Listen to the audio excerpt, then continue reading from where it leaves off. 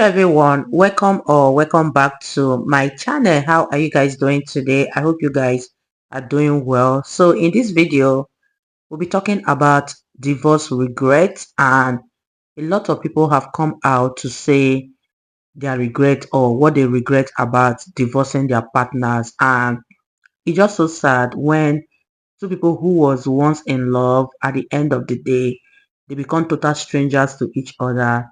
They don't care about what the other person is doing or what the other person is up to. They just want to live their life, and they don't even think about what made them to fall in love in the first place, but instead they see their partner as a total stranger. It just beats my mind every single time. What led to that situation? How did it get to that point in their marriages that they are now living as strangers before they eventually divorce? And a lot of people, even after they have divorced their partners, they still have a lot of regret once life didn't turn out the way they thought it would. In this video, you'll be hearing a lot of people talk about their divorce regret, and let me know what you guys think about this in the comment section down below, and let's see what this video is all about. And on today's episode of Another Woman That Has Now Regretted Her Divorce. Let's go. Hey, it's Jenna. Recently divorced and kind of figuring out this new way of life. I was married for 23 years and with that person for 3 years prior. So for a total of 26 years of my life, I have been out of the game of dating, making friends, going out, and stuff like that as a single woman in her 40s. Yeah, I'm 47. So I've raised children. My children are adult children now. And it's kind of interesting because it's so lonely at this stage in life after divorce, especially with older children, because you make all your friends when they're younger, or at least I did. I met my friends mostly through my kids' activities. I was a stay-at-home mom, and I took them to practices. I went to school, all that stuff. Hey, it's me, Jenna. Recently divorced and trying to survive this year. I'm gonna be honest. The random things that trigger me are the craziest things. I'm sitting in my car, literally sitting in my car, trying to pull myself together because I did what any mom does, and I pulled an emergency drive to my daughter because she needed something, and drove an hour because she's at college to drop something off, and was just so thankful that I could do it for her and fit her in my schedule. And the littlest thing she said just triggered me, and this is the second time in a week that my child has triggered me without even meaning to.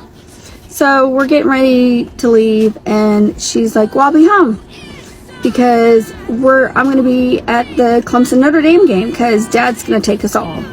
You think that's nothing, right? Nothing, right? And it instantly, she instantly saw a switch in me, and she's like, what's wrong? And I'm like, nothing, because I don't talk about that stuff. I don't want her to worry. So last week she says, oh, well, Dad said for Christmas we're going to go to Gatlinburg and be there for the holidays and do Dollywood. That man never once ever went to Gatlinburg or Dollywood ever in his entire life before he met me. That was where my family always went. I'm from Tennessee. That's something we always did. It was a bonding thing. And now that's what he's trying to do. It's like he's taken every single tradition I've ever done and now turned it into his. Everything I've ever done. Now I find myself triggered because during the hardest time of my year last year, of me literally trying to stay alive, me dealing with all the craziness of my ex, the lying, the alienation, him calling me a whore, him having my children call me a whore. Why? Not because I did anything bad, because I wore spaghetti straps and all that. And the only way that he could use my children against me was to say I was on social media. I'm a photographer. I make silly TikToks. Honestly, I'll probably progress more with my TikToks because at first they were just pictures. But the more I was stressed, the more I hid in myself, the more I tried to survive, the more I took refuge in TikToks and finding stuff that, resonated with me. And honestly, it's the way I realized what a covert narcissist was, or what how bad my abuse was, or mental abuse, or financial abuse, and all that stuff. Like, literally, TikTok has saved my life in so many ways. Who would think, Mom, we're going to Gatlinburg for Christmas, would trigger me? This man's had at least 3 vacations in the past year to like really nice places with my children. At least 3 that I know of, because he has them lie to me. He has them outright lie to me about so much stuff. So who knows? God knows what they've done. And then the holidays and all that. Now my triggers are, oh, he gets to just go and take my kids to the Notre Dame and Clemson game. I wish I could do that. I can't afford to do that. Why? Because he screwed me. He lied about owning a company. And there's ways to prove it. I'm trying to be happy and show my kids that like life can move on, but the triggers, the random fucking triggers that have me sitting in a Quick Trip parking lot trying not to cry. Why?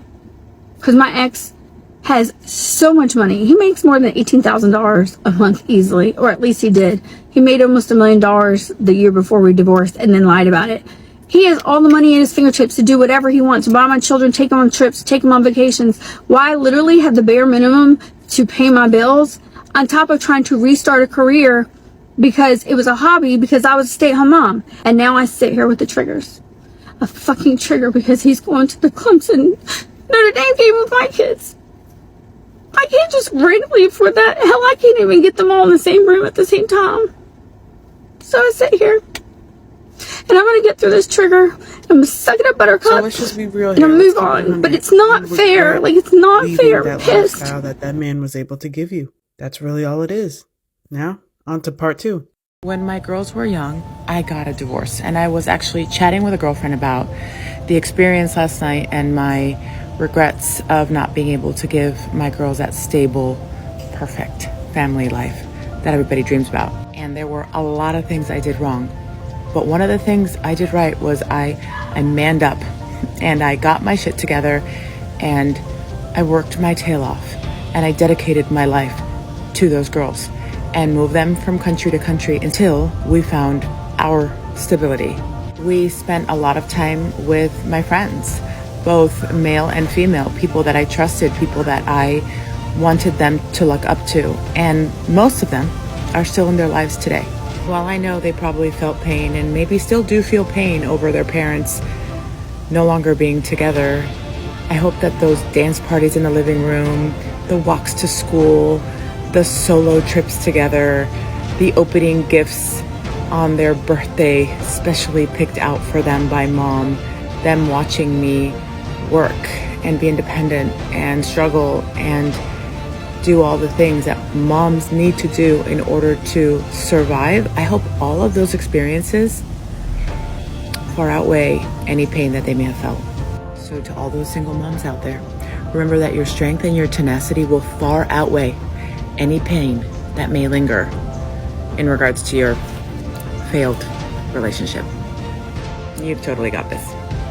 Day in, day out, and still have no resources. And for me to work, do the same, and just want a different life. So, long story short, you wanted a different life and lifestyle than he was able to provide. And so you said, you know what, I'm out of here. I need more money. I was selfish and took advantage of a real unfortunate situation, which was he loved me and David unconditionally.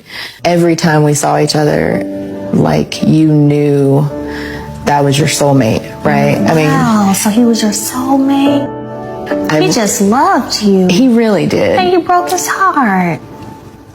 So the guy I've been dating for 8 months just came over and broke up with me. When I met him in March, I came back to life. I got my confidence back. I played, I laughed. The hardest thing for me is that he just committed like 3 weeks ago and told me that he considers me his girlfriend and has told everybody else. And so what did I do? I put him right back on Facebook and paraded him in front of everybody. Like, here's my guy.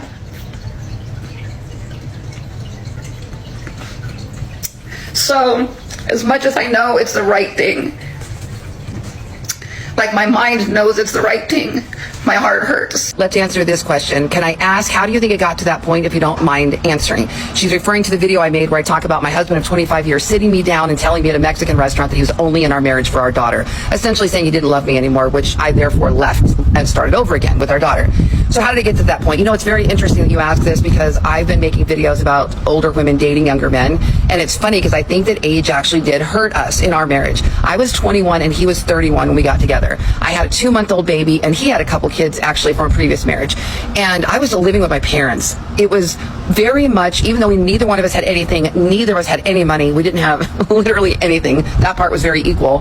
He was still 10 years older and was very much the boss, controlled the finances, made all the decisions, when we were going to live together, when we were going to get married. He was the decision maker in all of those cases, and I didn't really have enough confidence to make my own decisions at that time. What happened though was we got together and I started really helping him build a business that he had a license for, but really wasn't doing anything. And so I applied all of my marketing to his business. The business took off. Between my marketing and his sales, we skyrocketed. We made $1 million our first year. We were the #1 catering company in all of Las Vegas for decades. It was a really big deal. But what happened was, as that time went on, I started establishing myself. I started building my own confidence, my own identity. Eventually, we wound up getting into real estate, and I became a teacher, trainer, and started coaching and speaking on real estate and on marketing. And then that turned into me speaking about affiliate marketing and making 6 figures as an affiliate marketer. And then I'm on the stages and I'm writing books and I'm doing things like that. And as I climbed that social ladder, I don't know, whatever you want to call it, I think he struggled. And I'll be really honest with you, he didn't change. He didn't change at all. I don't think in the entire 25 years he ever changed. He was the same guy he was when we met, and that was a problem. Because when you marry a 21-year-old girl that has not grown into the woman she's going to be yet, you're kind of asking for trouble unless you're going to grow with her. And you know, if one person grows and the other one stays in the same spot, then one is probably going to go a different direction. And I'm not saying I was better than, I'm not saying anything to do with that. I'm saying we grew in different directions. I grew up in that marriage. I grew up. And then I didn't want to ask for allowance. I didn't want to ask for money. I didn't want him to make all the decisions anymore. I started standing up for myself and saying, this is what I want our life to look like. I didn't feel safe in a lot of the decisions he made. And it concerned me. And so I wanted to be more involved with the finances. I wanted to be more involved with our investments. And there was so much push and pull then, because for so long he was just the boss. You guys, this is a very interesting one, and let me know what you guys think about this video in the comment section down below. From this video, one thing I noticed is that most of these women are not crying or regretting the love they lost, but the lifestyle that they once had and can no longer afford it. That is what they are actually regretting, not because they love the man so much and they are not craving for that love once again. And once most of these women leave their marriages, they expect that men will be lining up to fall in love with them, and when they don't see that, they begin to regret what they once had, and knowing now that their expectations are far-fetched, it cannot be met by the men out there, they begin to cry and regret their decisions of divorcing their partners. But let me know what you guys think about this video in the comment section down below. Have you ever had someone in your life who totally regretted divorcing their husband because of the love they had for the man, not because of the lifestyle they were living while married? Leave your thoughts in the comment section down below, and I'll see you all in my next video. Bye guys.